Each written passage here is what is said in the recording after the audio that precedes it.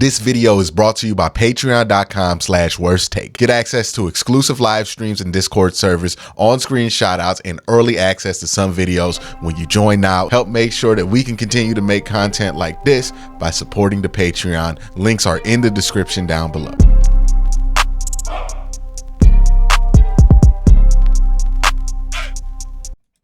Let's talk about PFF grades and how we use PFF grades and how we use them to talk about our expectations for draft prospects, how we use them to talk about our expectations for players, how we use them to kind of justify whatever take that we have about players will be a focus, a subject of focus this week. And I wanted to start out this larger conversation about PFF grades. Well, I wanted to start out with a larger conversation about PFF grades before I get into more specific things that go into PFF grades that bug me and things I do think they're actually useful for. But PFF grades are like anything that exists. There are good things about them. There are bad things about them. I'm going to start by talking about what the flaws are with PFF grades, right? Because we've all seen them brought up in arguments. We've all seen some people decide that they're going to care about Jed Will's PFF grade, but if they want to be mad at Denzel Ward, they'll ignore the PFF grade that's good on Denzel Ward, or if it's vice versa. However it is, people will find a way to discount or credit a PFF grade whenever it's convenient. But that's not an issue with PFF grades. That's an issue with people, right? But the issue with a PFF grade is that it is an opinion. Like, the PFF grade itself is ultimately the culmination or the accumulation of individual graders' opinions on what a player did in a game, right? Even if it's 5 or 6 people grading a player each week for the same game and they're just bring that all together to an average, that is the PFF grade. I don't know what the PFF system is. They're very guarded about it. For all I know, it can be one person's opinion for that week, and the next week it's somebody else's duty to grade that game. But the grades are not given with a rubric. There are no rules to what dictates, or at least as far as we know, there are no hard, fast rules to what dictates a PFF grade, right? A 90 PFF grade, or an 80 PFF grade, or 60 PFF grade. It is all, from what we know, subjective, which means it is an opinion dressed as a statistic. And that is an issue, right? Because when you hide an opinion as a statistic, it leads to a lot of people dismissing actual statistics because they're used to dismissing a PFF grade, which is a fake stat. It's an opinion. Now, that doesn't mean the PFF grade has no value. I think they have tremendous value. But it does mean that you have to treat a PFF grade not like a stat. You got to treat it like an opinion. And if we stay in that lane, we stay in that lane. But this is why I don't account this as being a people issue, by the way, because like sometimes how people use it is a problem. But the problem with the PFF grade is they do it that way specifically so you use it like that. They want you to view the PFF grade as a Madden overall for a football player. Like, that's how they want it put on broadcast. When they put it next to a player, they want you to view that PFF grade as a Madden overall. And I really, really think we should be really, really careful about how much we allow PFF grades to be integrated into the larger football conversation. To me, PFF grades are Wikipedia pages.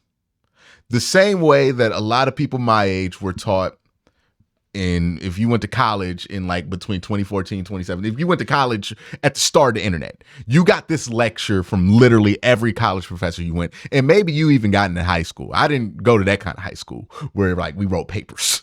I didn't do that till college. But if you went to one of them high schools that like had a curriculum and stuff, then you would have gotten this speech.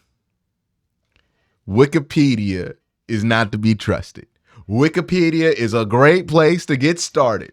Wikipedia is a great place to find out where more reputable sources are, but you cannot be on this research paper quoting Wikipedia. It's not a reliable source.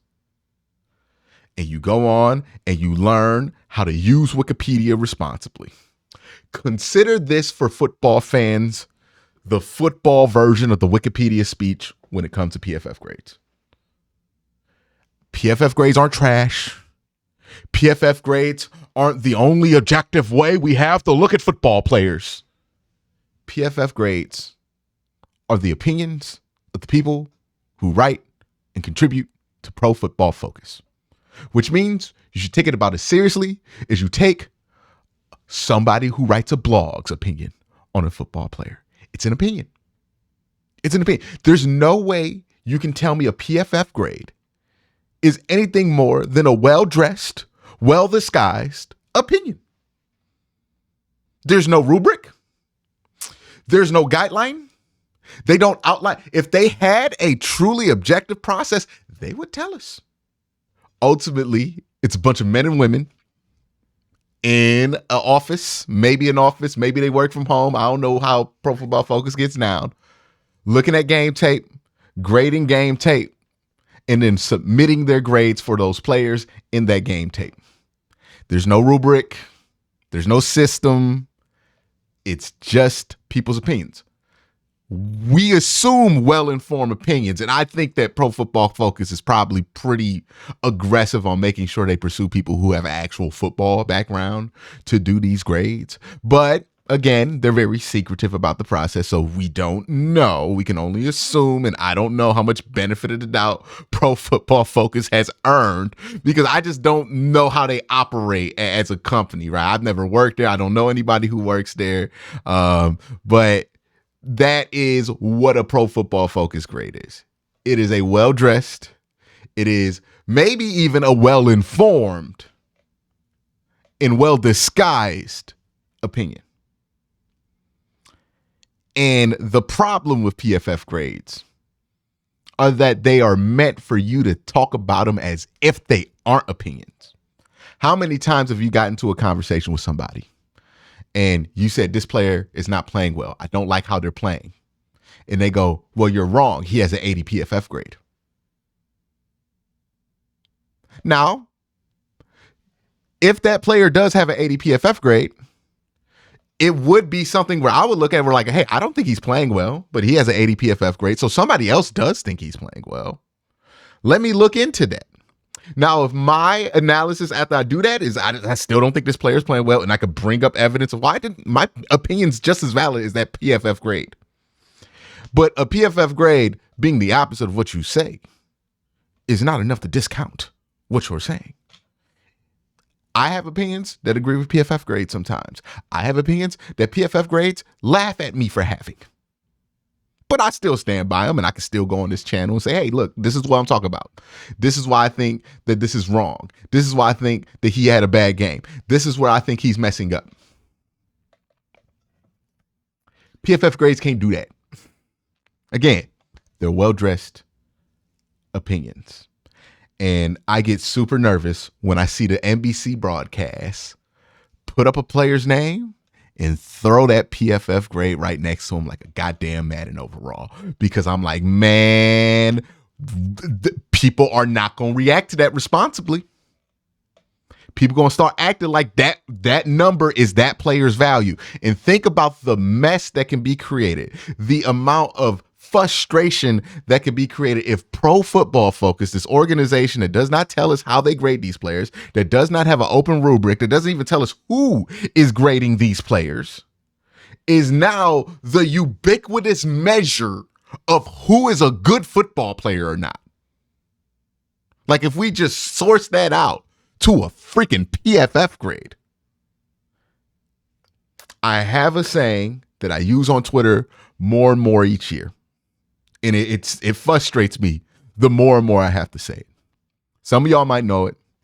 If you don't, the saying is, you have to watch football. You can't read it, right? You can't spark notes a freaking football game. You got to watch it. You got to watch the whole 2.5 hour version. You can't sit here and watch a 40-minute cut up of a game and think you know everything that happened in it. You can't watch the 10-minute highlights and peruse through the stat sheet. You can't read the ELO data. You can't read the next gen stat. There is no shortcut to the grind. Okay? If you want to know what happened in the game, the answer is simple. You just got to watch it. All that other shit there is to assess how you feel after you watch the game. Now, why do I think PFF grades are fine as long as we don't go too far with it? Well, because, like I said, it's very likely a well-informed opinion. If I think a player is trash and Pro Football Focus is telling me this player is actually good, that's a second opinion on that player. And I go, okay, let me reevaluate. Let me ask somebody else. Let me call somebody else and see what they think about this player. Let me call somebody who I know covers that team and then see what they think about this player, right? Like, it gives me a reason to do more investigation. If I look at a player and I see that PFF grade's bad and most people like, okay, cool, then consensus is that that player stinks. So it's useful to have access very quickly to a well-informed opinion about literally every player in football. Like, it's hard to get a scouting report on the third string linebacker that you just signed on Tuesday, right? Like, that dude's, nobody's writing up a scouting report on that on the blog. Nobody's talking about that guy. Nobody's making a video about that guy. So it is really useful to be able to pull up Pro Football Focus, see the stats, see the tracking data that they have, which is legitimately impressive, and also see what their opinion is of this player after they individually graded him. And if they have a good opinion of him, okay, cool. Let me go check out the tape, see what games they say he's really doing well in, see that for myself. Look at some games they say he stunk in, see that for myself. Okay, cool. It's a lot easier to formulate an educated opinion about him. Again, it's a good tool to use to get more information. But when it's used to be the be-all, end-all of conversation and information when it comes to the sport, it's a disaster. It stinks, but it's a useful tool in part of that research, right? It's a Wikipedia page, basically. Wikipedia makes it easy to find out information, broad information about obscure figures. Your team signed a special teams coach who was an assistant for the Broncos. All right, let me pull up his Wikipedia and see where he coached in high school. You can do that with Wikipedia. Like, that's some crazy shit that you can do, but it's not the only level of research you do. You figure out where he coached, and then you go, okay, well, let me see some specific stats from the places that he coached and see if I could pull that up. And now I have more information to find more information, right? Like, that's what Wikipedia is useful for. Pro Football Focus is useful for that same way. It's a great place to get more information, to find more information. But if you're in your argument, you are sourcing a Pro Football Focus grade, you are skipping the grind. Right? Like, if your whole argument is that PFF gave this person a grade, you're basically saying somebody else thought he was good, so I'm right. The PFF grades aren't empirical evidence. It's not a statistic. It is an opinion. And this goes into a larger issue, like the PFF problem in football right now. And I want to be very clear on where I'm going with this, because some people, they start to go and attack PFF, and they start to go and it turns into an attack on analytics. And then it basically turns into an attack on intellectualism in football. Like, it just becomes this anti-intellectual rant where it's like, oh, we should just go off vibes and feel and throw the calculators out. Now, I'm not that. Okay, that's not where I'm at. I don't want to appear as if I'm doing that. But again, I do think that your research about a football player, team, whatever, should start with actually watching the games. And the issue that some people who have come in here from a more analytic background have had is that they think the math is so freaking good on football that they ain't got to do that.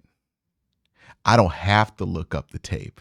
I don't have to watch the all 22. I got a RAS score and, and some 40 times. I ain't got to do none of that. I got 10 years worth of draft data. Why would I have to watch this player? And I think one of the biggest issues with analytics and people's issues that I think is valid with analytics and analytical type takes in football is sometimes people act like the math that we have created to kind of summarize or contextualize football is so good that it's infallible.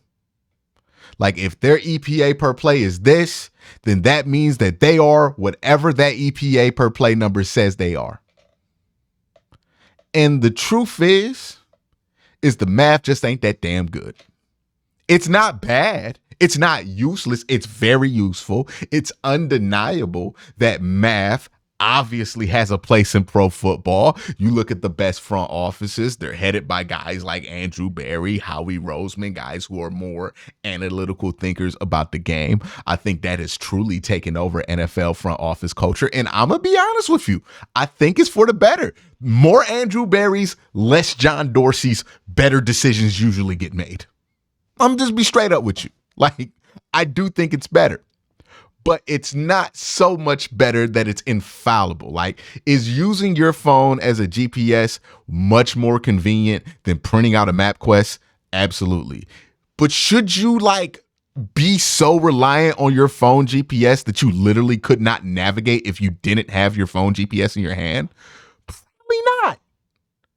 Now, I know a lot of y'all probably not going to be able to navigate outside of 3 miles of where you live without your phone GPS, but it's not a good thing, right? And sometimes people get so compelled with the analytics, so compelled with some of the advanced data out there that they think knowing that stuff is better than actually watching the games. It's better than actually doing the work. And I think that's an issue. Or they do the work, but they rely on the numbers so heavily that they think that the numbers can't be wrong. Not math. Football is a game full of variables. It has the most variables than any sport that we play in the United States. Pretty much. You could probably bring up something obscure that probably has more variables, but football has a ton of variables. So many players on the field, so many things can happen, so many things can break a different way. A play can break down. It's not a science. It's an art. You can use science to improve the art. But at the end of the day, football is an art. You can't solve football. You only perform football. There's no formula to figure out football. There's no formula that's going to get you to be right about every football game and every football decision. Because at the end of the day, football is art. And that's the PFF problem in football. It makes people really think that this shit is not art and that it's a problem that can be solved. And PFF grades, at the end of the day, are closer to art than they are math. But it's just art that looks like math. That's what it is. Maybe I sound crazy. Maybe I'm like Charlie on Always Sunny, pointing at the conspiracy board and trying to convince you of something that sounds nuts. This all makes sense to me. Let me know if it makes sense to you. Do you think football has a PFF problem? I do. And I don't think it's necessarily PFF's fault. They found a really unique way to market their website and market their services. And I'm gonna be honest with you, as somebody who subscribes to Pro Football Focus every year, the grades are probably, like, once you really get into the nitty gritty, the least important thing that PFF offers. Like, I think that's how they get people into the door. I think the PFF grades are their marketing tool. It's a marketing tool. You know, it's how they get you in the door. It's how they get people to know what a PFF is and what PFF does. But the meat and potatoes of even PFF, they even know this. It's their tracking. They have amazing statistical. They got bad throw percentages, pressure to. They got all kind of amazing shit charted on that website. They got what snaps did a tackle, like for what snaps did a tackle play at what position, how many box snaps. That's where I'm like, yo, PFF is really good for that. But it's hard to market, right? That you only nerds like me who watch like spring football and talk about it for a living are going to care about that. But PFF grades, well, I mean, everybody kind of care about that. It's a real juicy thing. But just remember, it's marketing. It's an opinion that they found a clever way to market. And I don't think they're evil for that or anything like that. But I do think that it had an unintended consequence, which is people started to treat those opinions as evidence, as stats. And then they saw that they benefited from it and they leaned into it. And that's where I do think there's a problem. But let me know what y'all think in the comment section down below. Y'all have a great day. Have you a better night. Peace.